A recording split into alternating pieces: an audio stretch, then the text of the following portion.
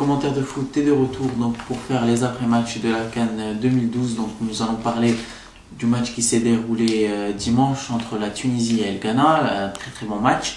Donc, on va rentrer tout de suite dans le match sans transition comme d'habitude. Dès les 10 premières minutes du match, l'équipe tunisienne montre une bonne volonté. Elle a une bonne maîtrise du ballon. Mais au dernier 25 mètres, il y a un problème. Il n'osait pas. Il y avait un petit peu une peur de combiner. C'est un petit peu dommage. Le marquage du Ghana a été bon. Le pressing qui suit. À la 9e minute, voilà, sur un corner, Mensah placé entre deux joueurs qui marquent. Donc voilà, oubli entre deux joueurs, catastrophe donc, du marquage tunisien. Au bout de la 10e minute, donc toujours une maîtrise de la part des Tunisiens, mais sans efficacité. On a du mal à choisir la bonne solution.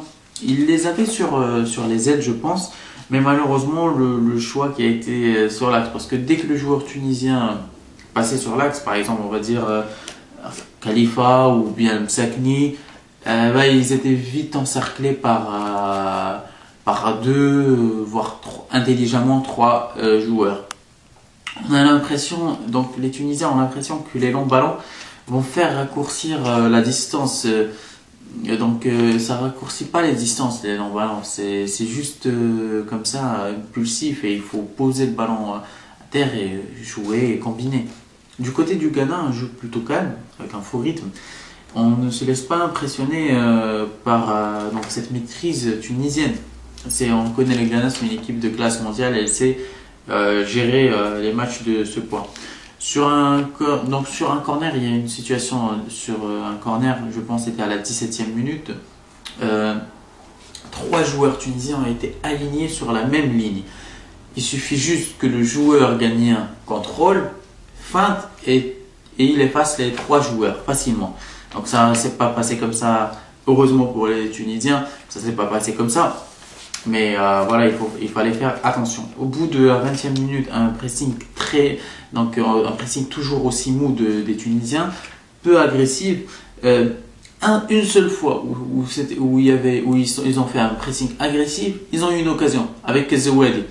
Et avec pas beaucoup d'efforts, le Ghana joue sur les erreurs des Tunisiens. Les lignes sont très bien fermées du côté du Ghana. Le joueur tunisien donc, a du mal, comme j'ai dit, dès que Zewedi, Msakni, Khalifa, très vite encerclé par les joueurs ghanéens et intelligents. La défense tunisienne a été bonne. Là, c'est ce que je venais de dire, c'était sur les coups de pied arrêtés où ils étaient battus sur tout le match. Mais Abdenour et Hagui, c'était une bonne défense. Première occasion bien travaillée. Et voilà, Khalifa qui marque. Donc il a suffi juste une bonne occasion, bien combinée, bien travaillée, Khalifa qui marque. C'est ça l'efficacité. Mais du côté du Ghana, il y a une facilité à franchir les lignes tunisiennes. Première occasion, donc juste avant la pause, qui a été bien travaillée. Je le redis, il suffit juste de bien travailler, voilà, but. Rentrons directement maintenant dans la deuxième mi-temps. Un pressing, les Tunisiens sont rentrés avec un pressing agressif. Le Ghana un pressing assez haut. Donc le pressing tunisien oblige l'adversaire à faire n'importe quoi, un pressing qui laisse peu d'espace. Donc bravo à l'entraîneur Trabelsi qui a vu ça entre les mi-temps. On attaque toujours un problème aux Tunisiens. Quand tu as par exemple un joueur Msakni qui revient, qui fait il a du mal après à revenir en attaque. Il fait des distances, il revient et c'est impossible de gérer un match comme ça. Dans la construction du côté tunisien, c'est pas encore ça. Du côté du Ghana, du côté plutôt match, c'est un match qui devient plus équilibré maintenant que les Tunisiens font un pressing assez agressif. Face à ce bloc tunisien, il y avait les tirs de loin de Djian Asamoah. À mon avis, il devait jouer dos au but et plutôt jouer sur des passes en retrait pour ouvrir les lignes qui étaient bien fermées en deuxième mi-temps du côté tunisien, j'ai rien à dire. Voilà, il y avait un manque de confiance, il fallait poser le ballon du côté tunisien pour la construction. En deuxième mi-temps, toujours les Tunisiens sont battus en situation défensive sur pratiquement tous les corners. Donc 71e minute, Ayou, un bon corner rentrant, mais elle met tout et le gardien tunisien qui va le sortir, qui va sortir ballon. 75e minute, encore Al-Meltout qui fait une belle parade. Le joueur ghanéen était tout seul. 76e minute, encore une parade de Al-Meltout. Il a fait un très bon match. Maintenant, une volonté vers les 10 dernières minutes de la deuxième mi-temps, une volonté d'aller vers les prolongations. J'ai vu que le jeu était fermé de deux côtés, histoire de souffler un petit peu parce que les joueurs n'étaient pas vraiment en jeu. Donc première prolongation, donc un partout, prolongation, un jeu tunisien qui est dans la construction, qui va plutôt vers, qui est plutôt vertical et j'ai dit l'importance des ailes, mais quand tu construis en vertical, c'est sans efficacité, c'est connu. Voilà, Al-Meltouti doit faire confiance en ses défenseurs, il doit être toujours concentré dans le match. On a vu sur une sortie hasardeuse, il n'a pas fait confiance à sa défense.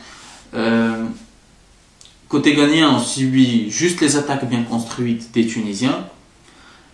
Malheureusement, le drame arrive donc côté des Tunisiens. Al-Meltouti qui a fait un très bon match, qui a fait une bonne CAN 2012, relâche un ballon pour André Ayew qui était toujours là. On salue André Ayew qui a toujours attendu le ballon, qui a été là, qui n'a pas troublé, qui était calme et puis qui a marqué. Deuxième prolongation, on a vu Abdenour qui a pris un carton rouge, donc beaucoup vont le blâmer, mais quand tu es dans le match, on a vu, il était chaud dans le match, il est toujours là à motiver ses troupes. Quand tu perds de 1, quand tu n'es pas là, quand tu es fatigué, tu vas être trop agressif, tu vas prendre ce carton rouge, on peut le blâmer, mais dans le match, on est chaud, ça va vite et on n'a pas le temps de réfléchir. Côté tunisien, on commence à craquer, perte de la maîtrise du jeu. Segni qui va faire une occasion à la fin de la deuxième prolongation, qui va sur le côté, qui va effacer le premier joueur, le deuxième joueur qui va tirer. Encore là, quand on est fatigué, 120e minute, c'est difficile de faire les bons choix, c'est difficile de rester concentré. Le Ghana qui est rentré dans cette deuxième prolongation avec la meilleure façon de défendre, c'est l'attaque. Et voilà, ils ont bien pris les joueurs tunisiens, ils ont su gérer, c'est une équipe de classe mondiale avec peu d'efforts, ils ont su gérer ce match et on félicite les Tunisiens aussi pour leur grand match et leur CAN 2012. Et n'oubliez pas que commentaire de foot, c'est le foot, et puis c'est tout. Aussi me suivre sur la page Twitter et sur la page Facebook. Et abonnez-vous à ma chaîne YouTube. N'oubliez pas que commentaire de foot, c'est le foot, et puis c'est tout.